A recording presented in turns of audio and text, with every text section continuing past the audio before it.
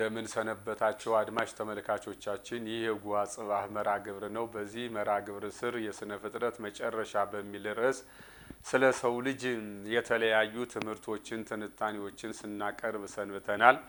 ዛሬ ደግሞ ርህራሄ በሚል ርዕስ የተለያዩ ትምህርቶችን እንሰጣለን።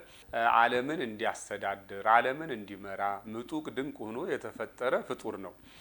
ስለዚህ የሰው ልጅ መጀመሪያ እንግዲህ ርህሩህ ስለመሆን የሰው ልጅ ለራሱ ይራራል ወይስ አይራራም ብለን ስንጠይቅ ስነ ተፈጥሮንና እንስሳትን ጨምሮ በችግር ላይ ላሉት መራራት ማለት ነው። ወይም አንድ ሰው ርህሩህ ነው ብለን ስንል ርህራሄውን እንዴት አድርጎ ቢገልጸው ነው? ስለተማረ ስላወቀ ወይም መንፈሳዊ ነው ስለተባለ ነው ወይስ ማህበረሰቡ ርህሩህ ነው ብሎ ስላለው ነው?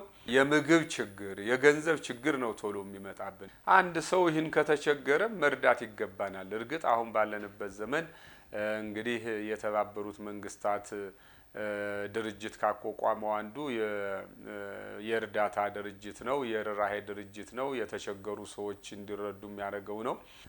የሰው ልጅ አንዱ ለአንዱ ባይራራ ኑሮ የሰው ልጅ እንዲያውም እስካሁን በምድር ላይ ዘሩም መኖር አይችልም ነበር።